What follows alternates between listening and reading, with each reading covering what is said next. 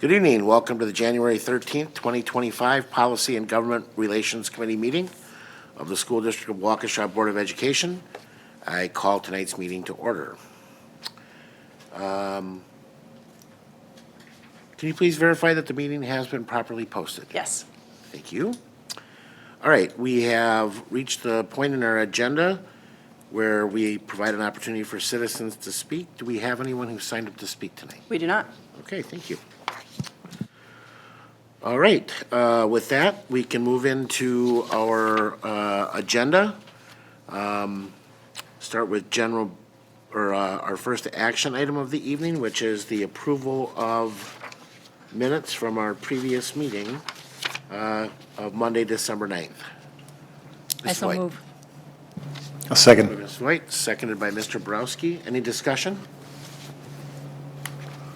All those in favor of approving the minutes, say aye. Aye. Opposed? All right, passes 5-0.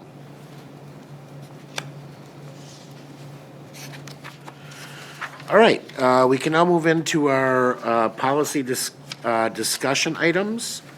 And we start with the overview of the December 2024 Neola update. And for that, I will turn it over to Dr. Siebert. All right. Well, thank you, Mr. Wad, and good evening, everyone. The most recent Neola update was volume 34, number 1. It was December 24, as Mr. Wad said. Julie and I met with our Neola consultant on December 20th, which was a Friday. Nothing says happy holidays like some policy right before the break. And as you can see on the list, we have 32 policies that we're going to look into at the various committee levels. 7 we have here in policy and government relations. There are 6 in teaching and learning, 2 in human resources, 7 in student services, and 10 for F&F. So that's a colored sheet in board docs and in your paper packet. And then behind that color-coded sheet that Julie put together is a description of those policies and the Neola rationale behind those. It's also expressed within those whether they're recommended to be required or whether they're optional. And so as we work through those I'll go through those with each of the administrative chairs of the committees. They'll bring those forward to their committees, and Mr. Watt and I will and Julie will work together on the ones that we have. So our next Neola update after this will probably be in May or June. So we'll have some things to work on, and then we'll have another one. So it just always seems like it's never ending. So it's all good though. But we'll have plenty to work through, and it'll be good. All right, thank you, Dr. Siebert. Anyone have any questions on any of the items presented, either the possible assignment of committees or any other questions related to how we will proceed with the next Neola update? All right, seeing none, we can move on. That brings us to our next item. We do have 2 technical corrections to review tonight. The first one, 0152 officers. Dr. Siebert, would you care to share with us the technical correction there? Yeah, certainly, Mr. Wad. So policy 0152 is our officers policy, and the technical correction is simply the addition of 3 statutory references. The first one being statute 19.88, which is titled Ballots, Votes, and Records. The second is State Statute 120.05, which is School Board Officials. And the last one is 120.43, which is School Board Meetings. Relatively straightforward. Anyone have any questions on that? All right, thank you, Dr. Siebert. Next, we have 0164 meetings, also a technical correction. Yes, thank you, Mr. Wad. So this one clarifies the process for setting or changing the date, time, or place of a regular board meeting consistent with the statute, which in this case is, there are 3 of them, 19.84, public notice, 120.11, school board meetings and reports, and 985.05, sub 3, official municipal newspapers. Those are the statutes. The easy update is under change of regular meetings. And it's strange, it changes the language from saying if the board adopts a resolution changing the date to if the board changes the date. You certainly would not need to approve a resolution to change a meeting. The board president certainly has that authority in working with the rest of the board. And normally in our process, Sue calls around, as you know, and we make sure that that date would work. And so it's just getting rid of the language adopts a resolution changing and adding the word changes, which is much more in line with our current practice. All right, any questions on that, comments? All right, thank you, Dr. Siebert. That brings us into our policy discussion and possible action items for this evening. And we start with policy 9120, Public Information Program. We did have a discussion around this in December. We sent it back for some possible revisions. And it's back here now for us to further discuss and possibly approve if we so choose. So I will, at this time, hand it over to Dr. Siebert. He can share with me the changes that have been made, and that should set the table for our discussion of possible action. All right, awesome. Thank you, Mr. Watt. So, as he said, we did have a great discussion. We had Mr. Schloman here last month, talked about actually two policies. So maybe I'll just talk about them together, just to foreshadow what could be possible.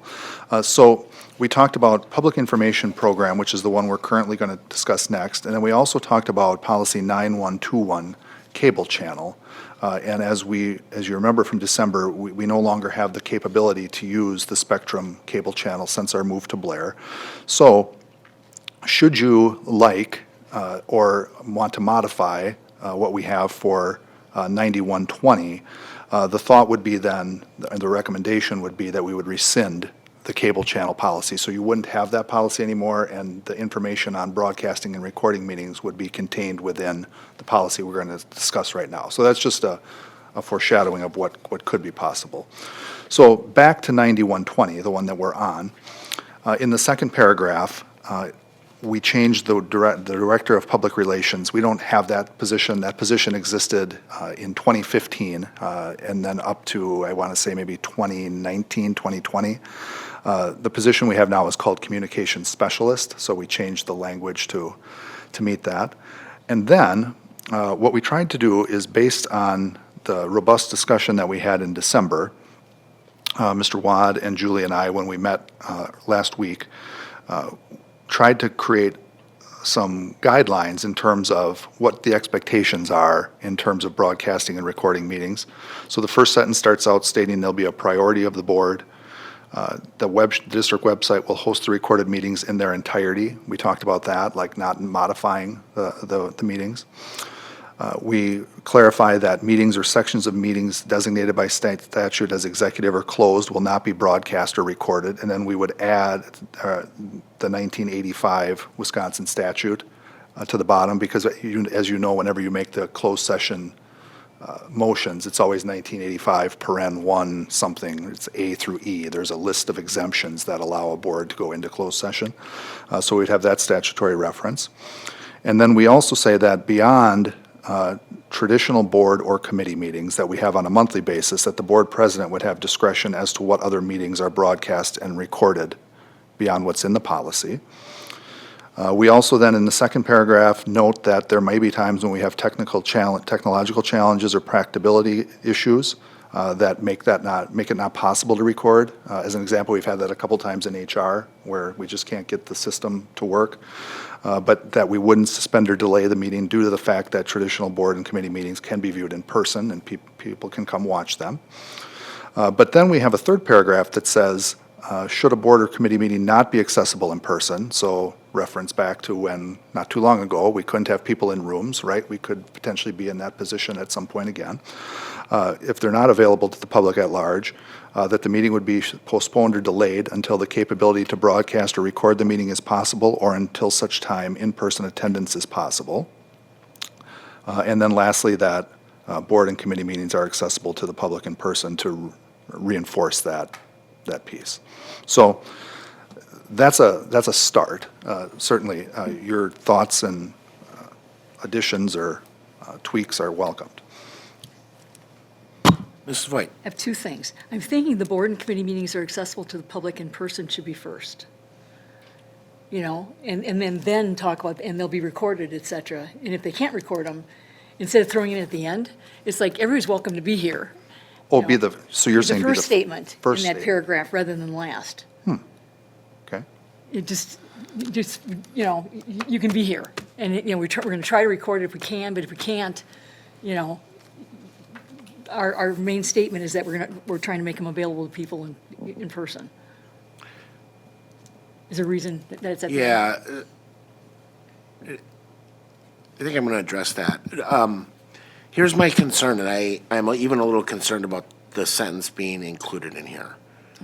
Board and committee meetings are supposed to be accessible to the public, but we have had periods of time where they have not been for in-person.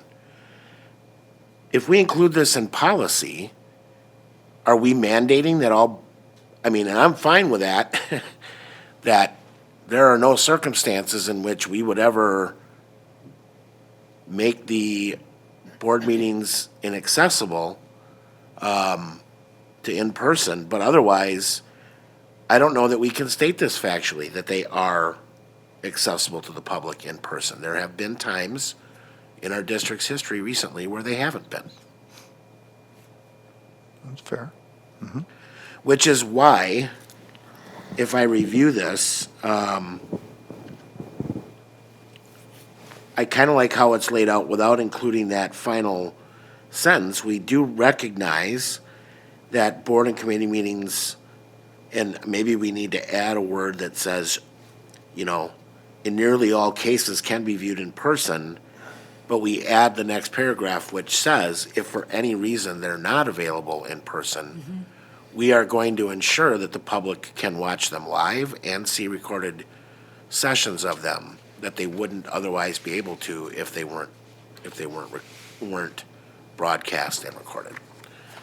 So I don't know. I actually kind of sit on the opposite side, and I'm not sure I am supportive of that second to last sentence. Well, actually, I guess it would be the last sentence of that section being included. Guess I'm curious. Just other thoughts? What about the intended to be accessible to the public in person?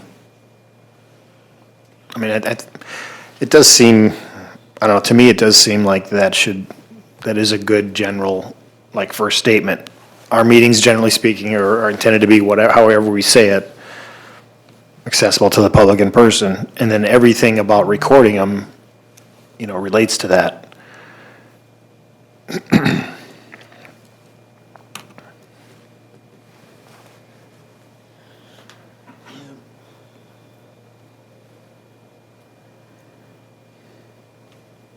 Mr. Brooks? Thank you. Yeah, I guess I don't really, I can see both aspects of that. For me, when I was reading this policy, I read that sentence to essentially mean that we're reiterating the fact that if for some reason the technology fails or we're unable to record the meetings, we're not going to cancel the meeting because they can still be accessed via the public. Like, I just viewed that as kind of a explanation as to why we wouldn't cancel a meeting if technology fails us. And it is included in the last sentence of paragraph 2 of this section. Meetings will not be suspended or delayed due to the fact that the board and committee meetings can be viewed in person. So I think there is some aspect of that sentence in there. To Mr. Browski's point, I do think if we were to include or keep this sentence in this portion, using the phrase intended to be accessible as just kind of a first principles, this is what the goal of our meetings are, that's not a bad route to take.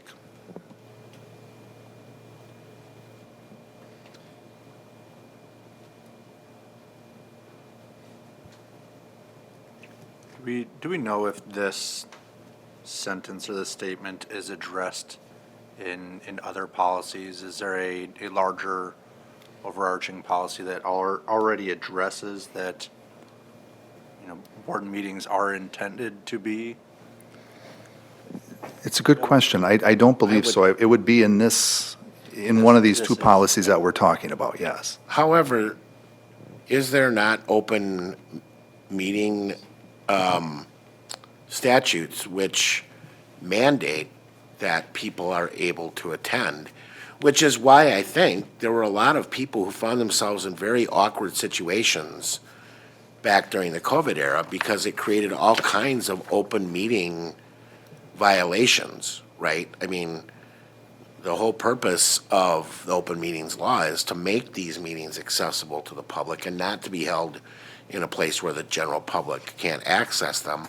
But there was nothing in state statute which addressed how a school district or any government entity was supposed to deal with meeting open meetings law without, or with the policies in effect that barred people from being in the same physical location. So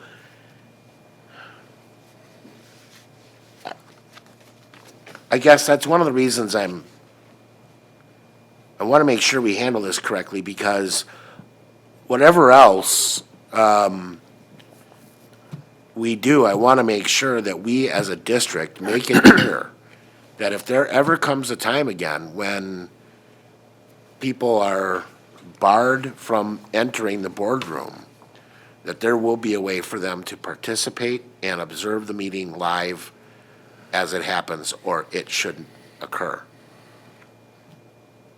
So I don't know how we accomplish that with the language, if there's something that needs to change in here from what is currently laid out. But that was, at least from my perspective, the intention of wording, some of the wording that's in here as it exists today. I think we get that, Mr. Watt, in the third paragraph. Exactly what you're hoping for.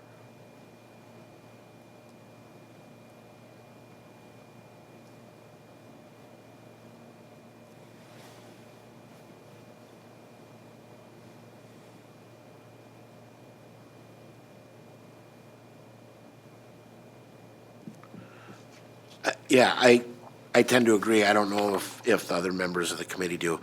And Mr. Harlan, I guess I would just suggest that I don't think we need anything in our policy to specify that the meetings have to be open to the public. I think that's covered by state law. I don't know if anyone else, yeah, Mrs. White? I'm just wondering if 1985, because we have to reference that we're going to go into closed session, so I'm guessing that the foundation of that would be that they're open otherwise. The assumption would be it's open unless we have one of the A through E kinds of reasons to say we want to go into closed session. So I'm thinking that that may be, kind of an understood based on 1985. Do you have access to looking that up? Yes.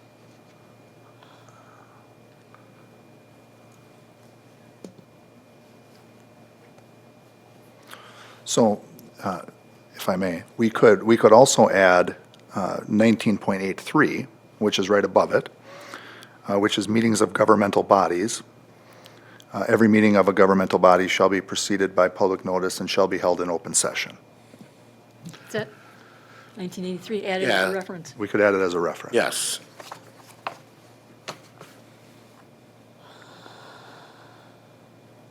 You could also add 1984 if you wanted, which is public notice. Right.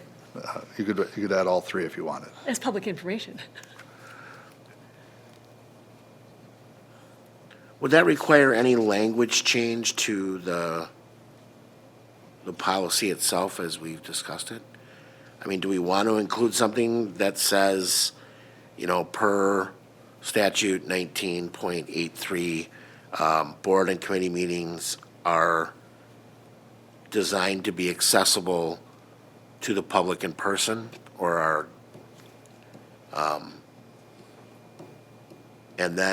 and move that to where Mrs. Voigt suggested, to the top, but then discuss, but broadcasting and recording shall be a priority, right? In addition to the fact that they're available to the public. We have a policy 0164 on meetings that describes the different types, regular, change of regular, special, the notice of meetings, the cancellation of meetings, and virtual participation. So one thing you could do as an option is reference that policy in this policy to draw people to the expectation of meetings.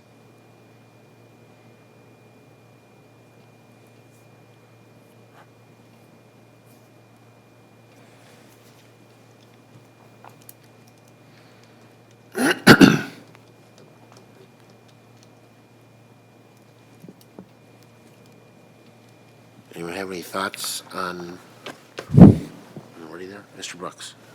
Yeah, I like Mr. Wadd's suggestion of having something along the lines of pursuant to statute 1983, the intention that our meetings are meant to be held and accessible to the public, and then putting that at the top, and then having everything underneath it essentially be the other stuff, right? Like what happens in the case that it's not accessible, making sure that we're talking about prioritizing live streaming and recording of it, but in the event that that's not possible, right? Like, I think starting off the section though with, first and foremost, we are pursuant to state statute, accessible to the public in person, and then kind of going into the other scenarios it makes sense. That works.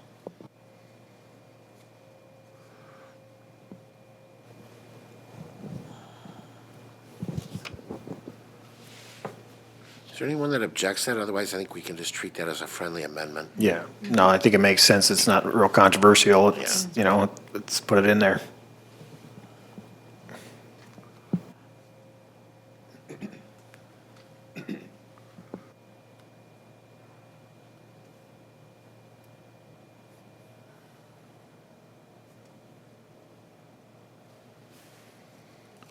So let's make sure maybe we get the language, if we're comfortable with. The first sentence would say pursuant to state statute, board and committee meetings are accessible to the public in person. Yeah. Or do you want actually 19.83 in there, Mr. Brooks? We can do that too. Doesn't matter to me. I think it gets the point across. Yeah. We just have it on the bottom. And we just have it Yeah, referenced. yeah, in just the reference it at policy. the bottom. Okay. That's fine. And just to be clear, when you say the first sentence, you're talking about the first sentence under the heading broadcasting and recording of meetings, correct? Okay. Yes. And then we would strike from the current copy, board and committee meetings are accessible to the public in person in its current location at the end of that section? Correct. Okay. And then the third thing would be we would add 19.83 with stats to the bottom.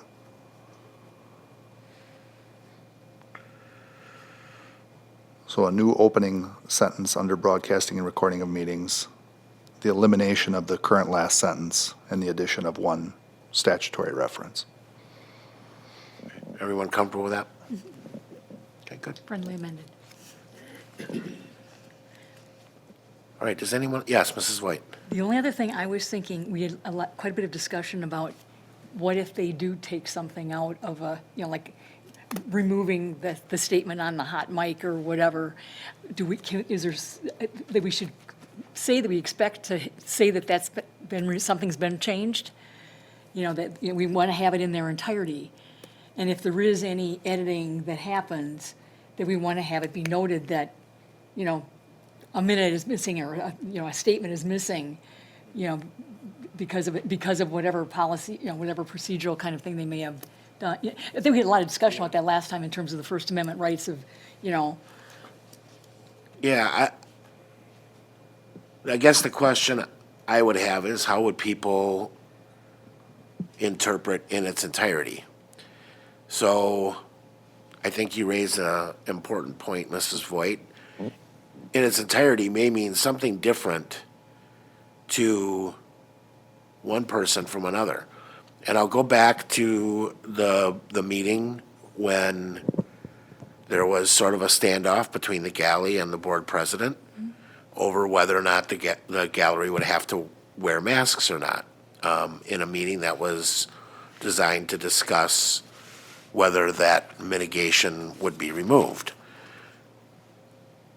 To one person in its entirety may be the moment that the meeting was called to order. I actually don't remember the sequence of events. I don't remember if it was called to order, but the meeting stalled because the president would not proceed until the gallery complied, and the gallery wasn't going to comply, or the majority of people within the gallery weren't going to.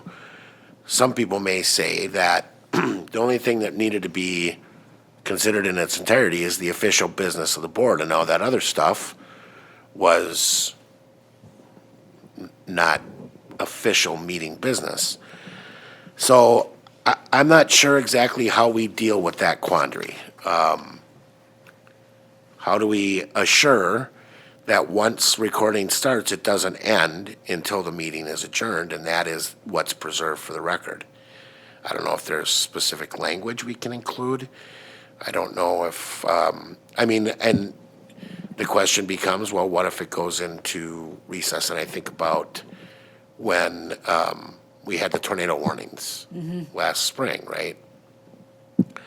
Do we really want to be airing an empty room because everyone else has had to take shelter in the basement? I don't think that would be the intention either. Entirety. But if the idea is you leave it running until the chair deems the meeting to be adjourned, then you run into that risk too. So I'm not sure how we deal with that language, and if we need to deal with it, or if we leave it up to each board or board president to determine what in its entirety means. I'm not sure. My preference would be nothing that involves people in this boardroom after a meeting has begun recording and before the meeting is adjourned is scrubbed or edited from the recording, nor taken off the air while it's occurring, unless it is something that can't be aired because it falls under executive session. That would be my preference, but I guess I'm curious what others think.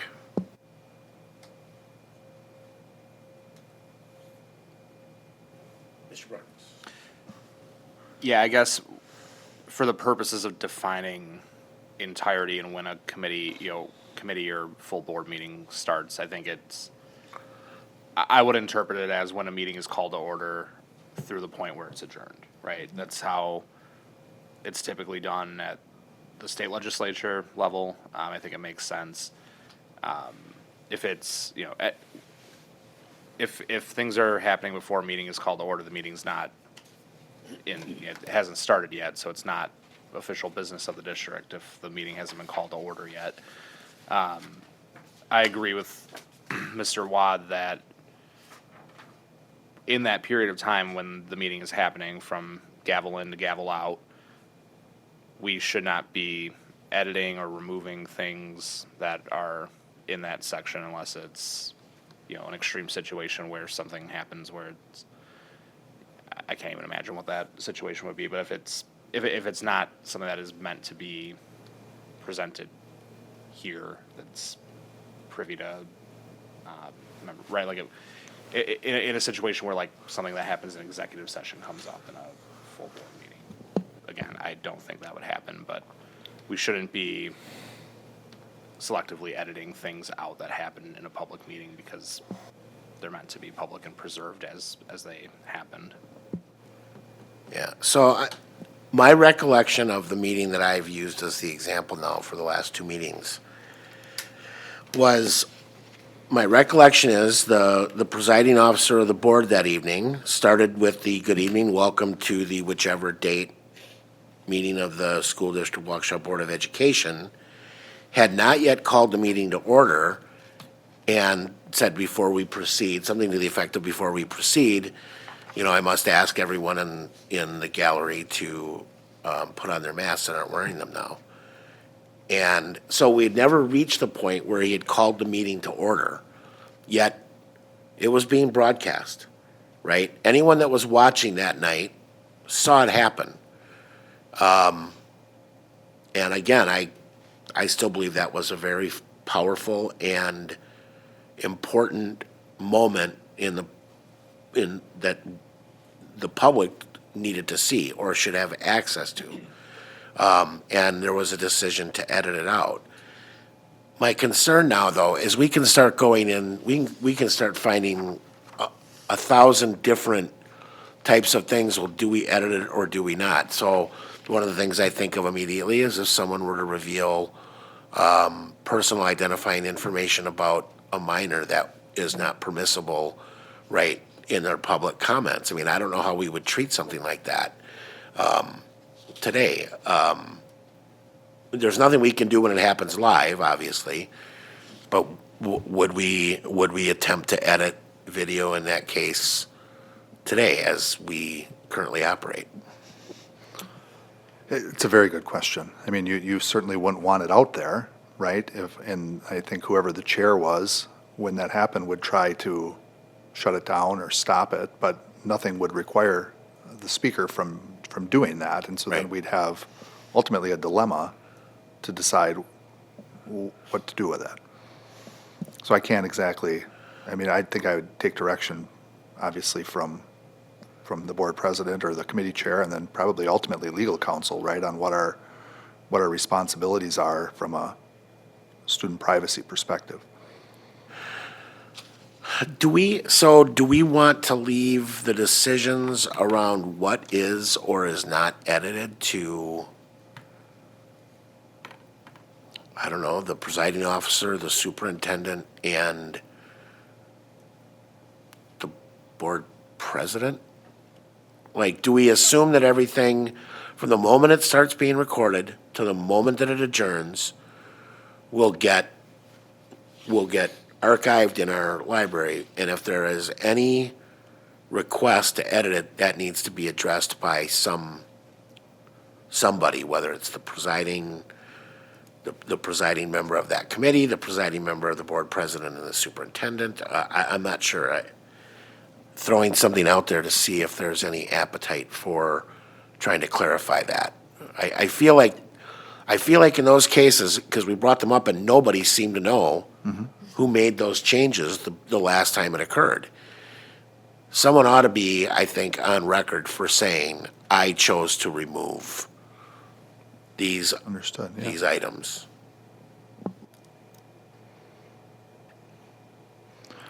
The only other thing I thought in listening to the discussion is, I mean, you could say the website shall host the recorded meetings in their gavel-to-gavel entirety. Now, not all of you use the gavel. We maybe would have to do that, right?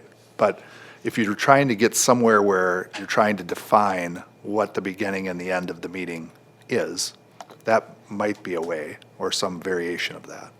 Or from the moment that public recording began to the time the meeting is adjourned in open session.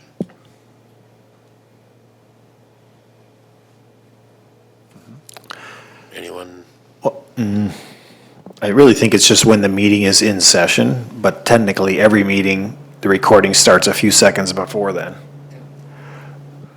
Yes, but But I think in policy, it should just be when it's in session, but maybe we're going beyond that a few seconds for every single meeting. You know what I mean? I do, but I'll go back to what I believe was the most egregious example of editing that I have seen since these things were made public and I began watching them, and that was that meeting. You could make a case that we You're were- saying it should not have been edited out? No, yeah, exactly. That's exactly what I'm saying. It should have been left in. There were people, I had people that wanted to see it that may not have been in the building that night or been able to watch it, who heard about it and went to watch it. And it had been there when it was first posted for some period of an hour or two. And then a different version showed up on the YouTube site. And there were a lot of people who were quite upset that they were not able to witness that period. And that was before it was actually, the meeting was actually called to order. But I guess the question is, should they see it if it's not according to policy? Everyone that was in the room that night got to see it. Everyone that Right, was but they were watching. there live. I mean, if It is also a preservation, I think, of a record of something that occurred in the building that, in my opinion, was of public interest. I don't know, I don't remember if you were here that night, Mr. Browski, but if you were, regardless of how you felt about it, it was clear it was an important moment, both in that particular set of issues, and I think an important moment in the larger issue of the relationship between the public and their elected servants. That's my opinion. There are Yeah. people who may very well agree with your point of view and probably did because it was removed and not. But the problem I have with that is no one knows who made that Yeah, decision. no, I agree. Yeah, and I'm not necessarily saying it shouldn't be in there. I guess I'm probably okay with from time of recording to adjournment. Yeah, from the time it begins to air to the time that it is publicly adjourned. Should the chair begin with confirming that the recording is started before going into the Yeah, calling to order? Should that be their very first task? I think most At any of point. us do that. I mean, I always will give a signal to the person who's at the controls and give them a thumbs up, and then I will wait for an acknowledgement that it's airing, or that the recording has begun. There have been times when things have aired, or they've been recorded, but they weren't aired for some technical reason, but the recording was present. I can't speak for every chair, but I think that we typically know, I will do. confirm that it's. Right. So I Actually think on air. that's enough of a standard from when the chair decides to begin the recording to Yeah, move into calling the meeting to order. Yeah, I would agree, and I don't know, there's probably so few, maybe they're important, but there's so few times where this is even an issue that, I can think of 4 or 5 off the top of my head. Yeah. And that's just over. Now, it hasn't been as prevalent in the last year and a half. We haven't had right, but any moments. I guess what I'm saying is if we're going to start it at the recording, or if we're going to start it, I forget exactly how we just decided, then it would include your concerns, right? Yeah. If we're, okay. Yes, it would. Then I think we're good unless other people aren't. Yeah, I'm sorry, I didn't mean to cut you off, Ms. Browski. Go ahead, Ms. White. Because of the confusion about how to say it, I think in their entirety, I think we're trying to define it. Yeah. Correct. And I think we're good, you know? Because it really, the meeting gets recorded as soon as, you give this I sign, and then you start saying, this is the date, this is the meeting that we're meeting for, before you call it to order, you know? So you Yeah, there- can't say gavel to gavel, because the gavel Yeah. wouldn't have been happening, you know? Correct. Well, and to your point, there's some key identifying information of what the meeting is before you even start the meeting. Right. So you need to have that part. Yeah, Yeah, I think in their entirety is sufficient. yeah. Mr. Brooks? So, assuming we're going off of the language that you had kind of thrown out there, which I think makes a lot of sense. So essentially, we're treating the live recording as it airs live as the official public record of the meeting. And maybe that's the way that we think about it, as everything that airs live, everything that you see live when you are watching the meeting, whether you're here or whether you're watching at home, that is the recording that should be preserved in and archived as the official public record of that meeting, which would, I think, get around some of the concerns that you had around editing, because to your point, yeah, I don't recall that meeting, but yeah, if I was here or if I was watching at home and I wanted to go back and try to find that moment and it wasn't there anymore, I mean, first of all, I think I was going nuts. I would think that I was experiencing the Mandela effect, but I think that makes sense to just essentially treat the live recording as the official public record and go from there. My only concern about treating it as the official public record or using that kind of language anywhere here is that if there are technical difficulties that prevent it from being recorded, but the meeting is otherwise open to the public, or it errs and for whatever reason the recording becomes corrupted, I don't want us to feel as though we've lost a official public record. But I get your point.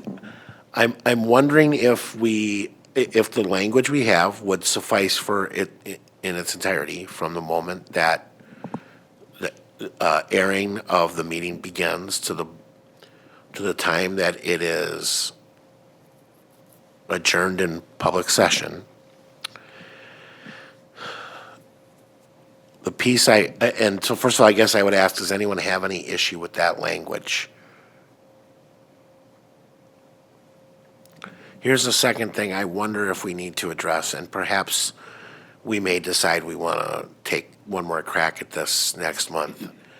I'm wondering if we need to have any language around if there are edits to be made, who gets to make that decision and how do we record them or log them so that anyone viewing it would know that they are viewing an edited version of the meeting as a result of some decision to eliminate.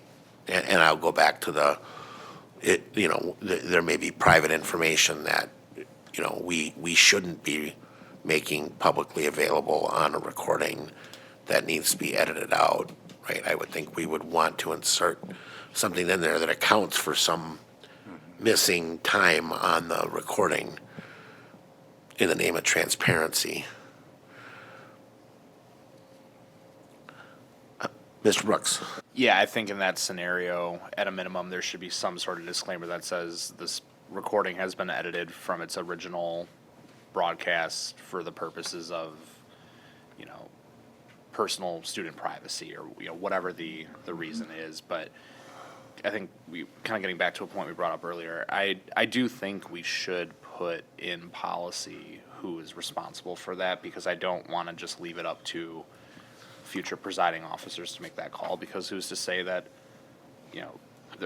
what they view as a reason to edit something might be very different from what someone here thinks is a reason for editing. We don't want people editing out information because it makes certain people look bad, or because they don't want to get a point, they don't want to let a certain perspective get out there. I think it should be put in policy specifically what, if anything, we allow to be edited out of original broadcasts and who makes that call. So I guess, first of all, anyone else kind of agree with that basic sentiment or want to challenge it, that we probably should be not only noting if there are edits, but who is responsible for approving them? Or have it in policy who is responsible for okaying an edit? I think it should be in there. Yeah, so I guess I would suggest that perhaps we're not quite ready with this one yet, and we may want to send it back with Dr. Siebert to try to address some of that language. I don't know if we want to provide any guidance on who we think those I think we should. individuals should be, but that might be the next thing we want to discuss relative to this is who is that? Who are those people? Sure. I mean, I do think the presiding officer along with the superintendent, I'm confident they could come to some kind of conclusion. I don't know that we need a party of three just so there's an odd vote. I wonder though if the board president should be involved in that decision, if they aren't the presiding officer. Right, so let's say it's something from this meeting that is requesting be edited out, right? I would think that should be a decision. I think the presiding officer is certainly someone that should always be involved. Mm-hmm. I think the superintendent, Dr. Siebert, I think you attend all meetings, right? Committee and. Yes. And as, the CEO of the district, I think, should be involved. And then I don't know if there's anyone else we want to include. I think the board president, if they're not the presiding officer, would be kind of where I would start.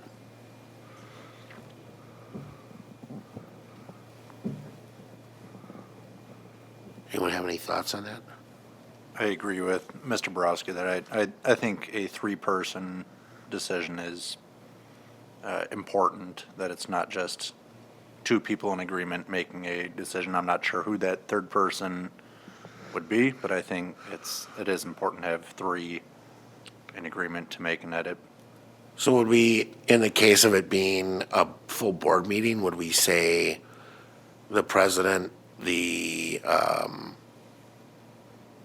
superintendent, and, I don't know, the vice president, or? Sure. Or the next, I don't know if there is a ranking order, right? So if the vice president isn't available or wasn't present for the meeting or whatever, I do the treasurer, then clerk, I don't, or do we just say an officer, the board president and one officer? Sure. So we don't have to, Mrs. White? I don't think they have to be present to be able to make the decision, because if it's recorded, they can listen to the recording. That's true, that's a good The point. superintendent, I think it's unusual that the superintendent attends every single meeting. You know, I think we're blessed that you do that, but that's not necessarily a requirement that he would be present at every single meeting. You Right. can still make the decision, you hear the tape, it's like, no, that can't get out there, you know, because of his position. And there may be times, right, where we're gonna have to rely upon legal counsel for guidance, or, I don't know, perhaps, I don't know, individuals themselves. So just to clarify, I did not suggest three people. I was saying I Yeah. thought two was okay, but I'm not opposed to it, so, and then just to clarify, are we suggesting, or whoever spoke, suggesting it's presiding officer, superintendent, and a board officer? I would say board board president always, superintendent always, presiding officer always. But if the presiding member is the president, that we, for full board meetings, we include an officer in the, just generally, and Well, they run some committees too. what's that? The board president also runs some committees, so, That's, or could. that's true. so in that case, Yeah, any officer that also serves on that committee, something, I mean, are people okay with the general idea of what we're saying here? And maybe Yeah. we give Dr. Siebert an opportunity to think through, like, logistically, what makes sense in terms of, And then, yeah, we can certainly do that. And then Mr. Brooks talked a little bit about some kind of communication mechanism, right? Like, is it on the video, or do you want something like that too? I would. What does everyone else think? I'm sorry, what's the question?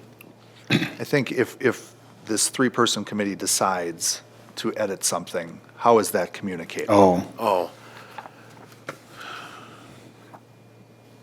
So, Ms. Brooks, perhaps you could clarify, were you thinking of something like on the actual recording itself that says, like, portions of this have been, Yeah, whether it's having a disclaimer that pops up at the beginning of the video, like the rebroadcasting, or even if it's just in the Title? text, or the like that drop bar on a YouTube video where the kind of caption where it just says portions of this recording have been edited from its original form due to, and then whatever the purpose is. And I mean, even if we want to include a timestamp of where that edit happened, just to inform the public, hey, if all of a sudden it feels like this gets really choppy here, this is why, that might be helpful. I believe those videos can be downloaded from YouTube, correct? I believe and as such, we probably should have the notation included in the actual video file, but I think we also would want to have it in the description on whatever site. I mean, we we talk about YouTube, that doesn't necessarily mean that's who will always host these, Right. but. Yes, Mrs. White. Could we say something like a disclaimer will be noted if edits occurred? Yeah. I don't think we have to say how. I think it, Yeah, like, yeah, we don't have to Yeah. give a date stamp or any of those kinds of details, but like that a disclaimer would be noted if an edit occurred. to viewers or something like that. Less is more.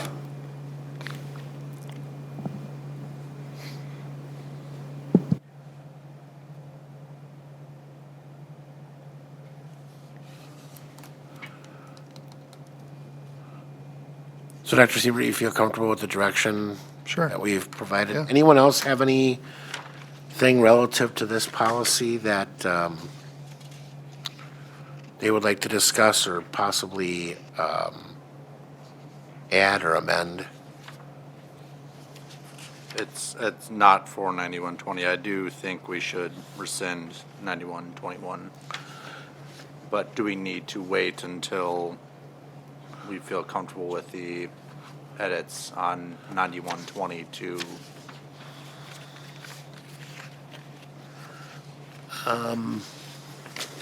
Make that. Well, I guess what I would prefer we do is we make a decision of how we're disposing with 9120, which is, we're not disposing of it, but how we're acting on it. I think we're all in agreement to send it back with Dr. Siebert. Okay. Sure. If there's no more discussion on that, then we can take up 9121. So, all right, so that will go back. We'll look forward to seeing additional revisions in February. Sounds good. And with that, we'll move on to the next item, which is Policy 9121, with which Mr. Harlan was just addressing, which did deal with a policy regarding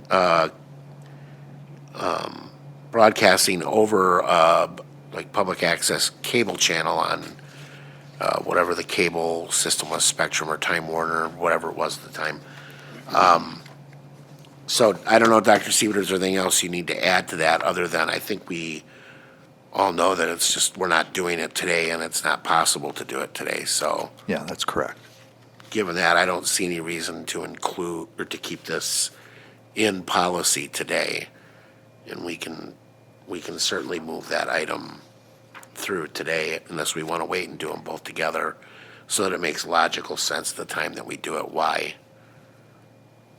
I'll kind of leave that up to the rest of you to decide whether they want to deal with it today or just hold off and do these two things as a package when 9120 is ready. Mrs. White? I think the deleting the cable channel is a standalone. Yeah. With all the explanation that we received about, it's not realistic to try to go to the expense of trying to set it up. So I think deleting it is practice. So did you want to make the motion to Sure. do that? I move that we delete policy 9121 cable channel since it's no longer district practice. I'll second it. Okay, moved by Mrs. Voigt, seconded by Mr. Borowski. Any further discussion? Seeing none, all in favor say aye. Aye. Aye, opposed? Passes 5-0. All right, so that resolves all of our policy discussion and action items for this agenda. We can move on now to the information items, and I will turn it over again to Dr. Siebert for a 2025-2027 state budget update. All right, thank you, Mr. Watts. So we've transitioned to the government relations portion of the meeting. The state budget is soon to be firing up. The governor is scheduled to make his budget address to the state on Tuesday, February 18th. So my thought was that will become after our February 10th policy committee meeting, but most likely at our March 10th policy committee meeting, we can start formulating our talking points for our School District of Waukesha budget advocacy. In our last budget cycle, some of you will recall, we created a sheet that kind of looked like this. It was two sides, and it gives some information about the district on the front, and then some of our legislative priorities and asks on the back. And we use that to meet with our local legislators as well as the Joint Finance Committee. So we can talk about that in March, once we have a little more information on where things are going. I would certainly say at this point, and I'd certainly encourage Mr. Brooks to share as well, some of the hot topics that obviously I think we're for sure going to be talking about right at the state level are special education reimbursement or special education funding. That's been a topic for a couple of bienniums already, and I think it'll be there again. The 325 per student in per pupil funding, there's some great discussion on that and whether that will continue for the next multiple hundred years or not. So we'll kind of see, I think, where that goes. There's also some pretty big conversation around academic standards and test scoring levels and whether or not that might get baked into a budget. So I think we're certainly going to learn a lot more as the governor talks on February 18th, and we'll see what his additional priorities are. But Mr. Brooks, any insights from your work that you're seeing additionally? No, I think you hit it on the head. And I mean, as is the case in any budget, K-12 funding is always going to be a hot topic of discussion. I'm sure colleges and universities, UW system funding is also going to be a big topic. Not that that directly pertains to us, but obviously education is all linked in one way or another.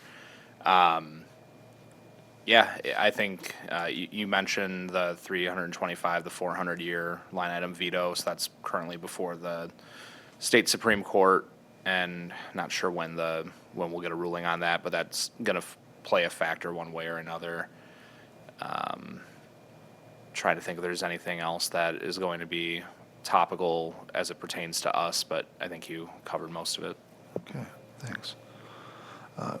The other thing I wanted to mention is in related news, our very own Senator Julian Bradley, who we had here a couple months ago to talk about artificial intelligence, has been named to the Joint Finance Committee, which is a big deal and a great opportunity for him. And I also think an equally great opportunity for us, so that he'll probably have a major role in K-12 education. And so we have a nice relationship and rapport with him, and it'll be good for us to be able to share our perspective like we did this summer as the budget unfolds. So we'll just keep talking about it probably month by month. It'll get a little more exciting, I think, as we get into the future months. And then potentially July is generally the projection of when it gets done. Whether or not that'll be the case this year is TBD, but we'll find out. And then the nice thing about biennial budgets is once they're finalized, we then know where we are at for 2 years, right? So we'll know where we're at for this coming year, and we'll know where we're at for the next year. So that gives a sense of confidence in terms of budget planning, which is always good. But hopefully we'll have another close opportunity like we did last year. We had the Joint Finance Committee right here at the Expo Center 2 years ago in Waukesha, which was great. So hopefully we'll get them somewhat close again, and we can talk next month about kind of what we see between now and then hopefully in March we can kind of start to put together some of our priorities, and then we can start to put together the advocacy materials, and certainly I'll start scheduling some of those meetings and doing some of those advocacy efforts, and certainly invite the committee as appropriate and as your calendars allow. Thank you, Dr. Siebert. You Mr. bet. Brooks? Yeah, one thing I'd like to add, just because I know not everybody follows the state budget as closely as we all do. In Wisconsin, we're not like the federal government where if there isn't an agreement on a budget, we go into a standoff and a shutdown. Very fortunately in Wisconsin, what happens in a situation where the legislature and the governor are unable to agree on a budget, we default to the current budget. So obviously we all hope that we get to an agreement, but in the event that that doesn't happen, we at least don't have to worry about what's going to happen next in terms of K-12, because we would go to the budget that we are currently operating under. Thank you, Mr. Brooks. Any other questions for Dr. Siebert or comments on the budget process? It's great news about Senator Bradley. Always good to have someone from our community serving on that committee. It does give us additional access that we wouldn't have if that weren't the case, so that's exciting. All right, if there's nothing else on that, we can move on to other business. Do we have any recommendations for future meetings?